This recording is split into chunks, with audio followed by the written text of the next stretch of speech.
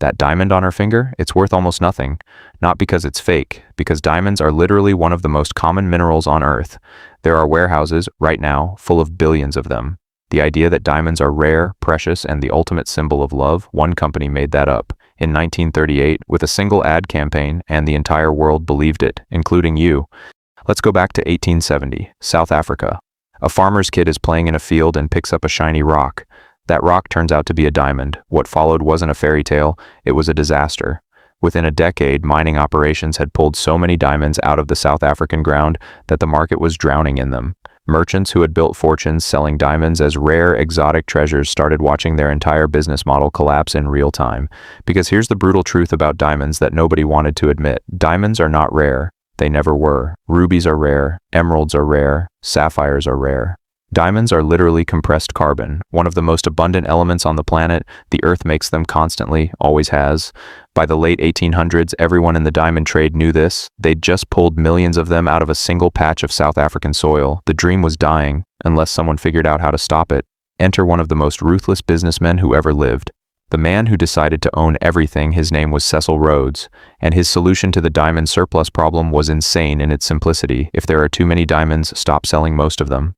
Over the next 2 decades, Rhodes systematically bought up every single diamond mine in South Africa, not some of them, not most of them, all of them. One by one, he bought out competitors, forced mergers, and crushed anyone who refused. By 1888, his company, De Beers Consolidated Mines, controlled 90% of the world's diamond supply. Not 90% of one country, 90% of the entire planet. Then he did something that sounds completely insane until you understand why it was genius. He locked most of them away. The diamonds kept being mined. They just never reached the market. De Beers controlled exactly how many diamonds entered circulation at any given time, making sure supply never exceeded demand, making sure prices never fell, making sure the illusion of rarity was maintained. They weren't selling diamonds. They were manufacturing scarcity. They called their distribution system the site. A small group of approved dealers, fewer than 200 globally, were invited to De Beers headquarters in London 10 times per year. They were handed a box of diamonds. The box contained whatever De Beers decided it contained. The price was whatever De Beers decided it was. Take it or leave it, nobody left it. For decades, this single company controlled what every engagement ring in the world cost. But there was still a problem. A massive one. Nobody particularly wanted diamonds.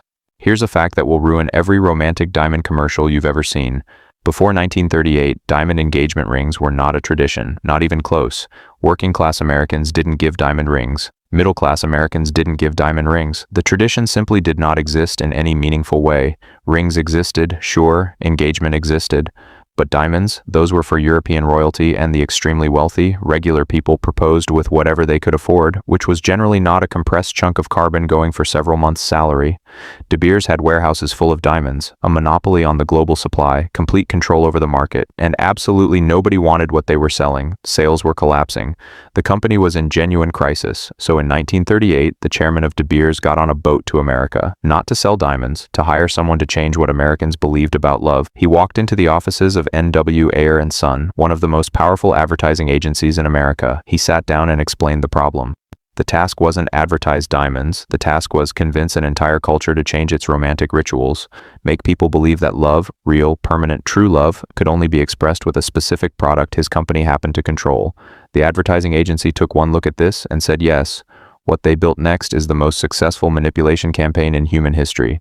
The strategy had 3 parts, and each one was more audacious than the last. Part 1, Hollywood.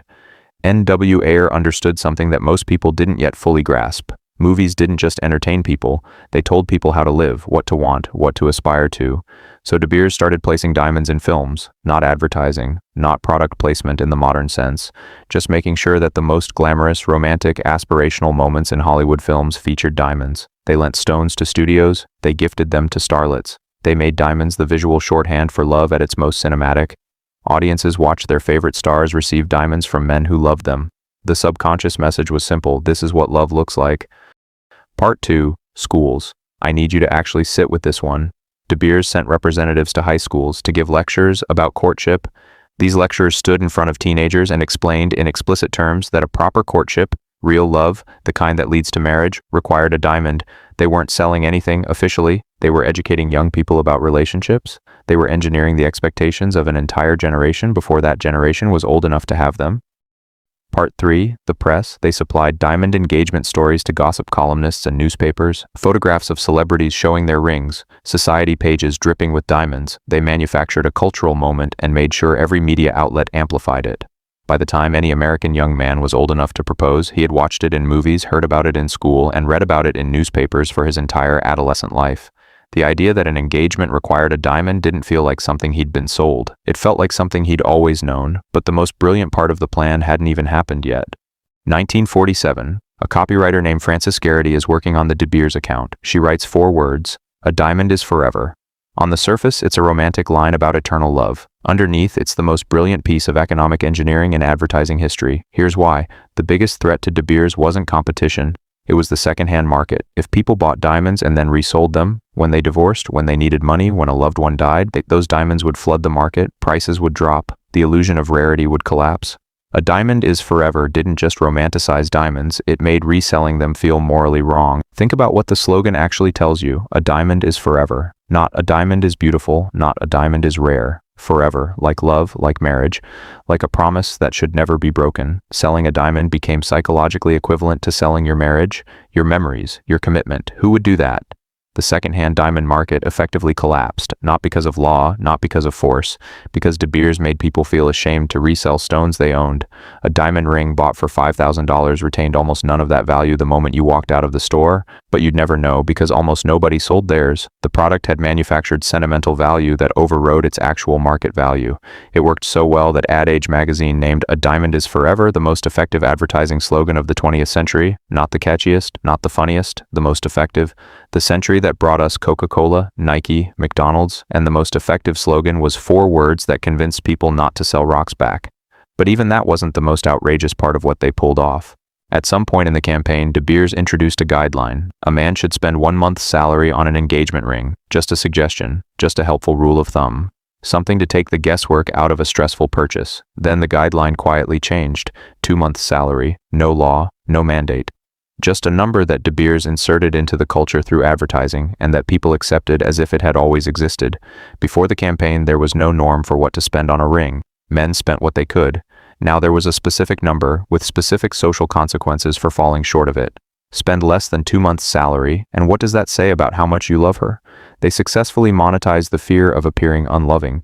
They turned romantic anxiety into revenue, and it worked with mathematical precision. De Beers grew U.S. wholesale diamond sales from $23 million to $2.1 billion across 4 decades.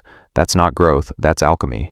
They turned a common mineral into one of the most culturally loaded objects in human history. Here's a detail that should genuinely disturb you. In 1967, Japan had virtually no tradition of diamond engagement rings. It was not part of Japanese culture. It had never been part of Japanese culture. De Beers ran the same campaign in Japan. By 1981, 60% of Japanese brides were receiving diamond engagement rings. They didn't just market to one culture, they rewired cultures, plural, on command. This is when you have to ask yourself, if they could do that in Japan in 14 years, what else have we been convinced to believe without knowing we were being convinced? Here's the part that most diamond documentaries skip over. Right now, there are enough diamonds already mined and stored in De Beers vaults to give every single person on Earth several, not a few, several. The scarcity isn't geological, it isn't physical, it's manufactured. It has always been manufactured. De Beers knew their entire business model rested on one catastrophic vulnerability. If people ever found out how many diamonds actually existed, the price would collapse overnight. So they did something remarkable.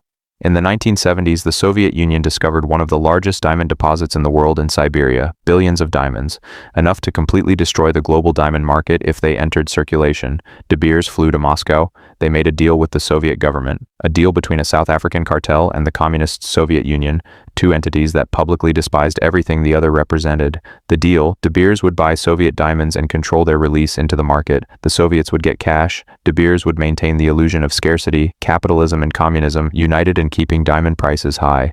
They were on opposite sides of the Cold War and the same side of keeping their arrangement secret. And now the final twist, the one that makes everything else feel tame. Science has figured out how to grow diamonds in a laboratory. Perfect diamonds, chemically and structurally identical to mined ones, indistinguishable without specialized equipment. The technology exists right now to produce unlimited perfect diamonds for a fraction of the cost of mined ones. De Beers responded by launching their own lab-grown diamond brand. They called it Lightbox, and they priced it deliberately low, far below market rate, and marketed it specifically as fashion jewelry, not engagement rings. They weren't trying to compete with themselves. They were trying to define lab-grown diamonds as cheap, disposable, unromantic, so that people would still pay thousands for mined ones. They're not just selling diamonds anymore. They're selling the idea that one type of chemically identical rock means more than another, and it's working. Let's bring this back to something personal. When you walk into a jewelry store and spend 3 months' salary on a diamond ring, you're not participating in an ancient tradition. You're participating in a marketing campaign launched 85 years ago by a South African mining cartel that needed to sell rocks nobody wanted. The 2-month salary rule, made up by an ad agency in the 1950s. The idea that diamonds symbolize eternal love, invented by a copywriter named Francis Garrity, writing ad copy. The belief that reselling a diamond is somehow wrong, engineered, so that secondhand markets couldn't form and prices couldn't drop. None of this means love isn't real. None of this means the ring doesn't mean something to the person wearing it. Meaning is meaning regardless of where it came from. But here's what should genuinely bother you.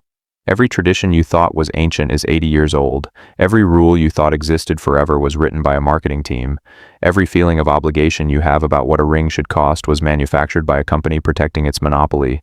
You didn't inherit this tradition, you were sold it. One copywriter, 4 words. The entire global diamond market, rebuilt from scratch, in a generation. That's not just advertising. That's one of the most impressive feats of cultural engineering in human history, which, depending on how recently you bought a ring, is either fascinating or extremely annoying.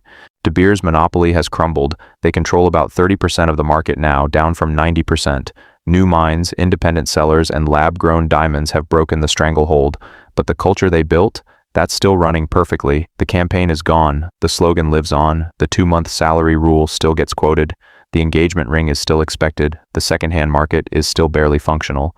They built a cultural machine in the 1940s and it's still running in the 2000s without anyone left to operate it. That's not a monopoly. That's a legacy. The next time you see a diamond commercial or a ring in a window, just remember, somewhere in South Africa in 1888, a man decided to lock billions of diamonds in a vault to make you think they were rare. It worked. Did you know any of this before today? Drop it in the comments. Because I genuinely want to know how many people just had their entire understanding of engagement rings rearranged. Subscribe for more history that sounds like a conspiracy theory but is somehow just Tuesday. See you soon.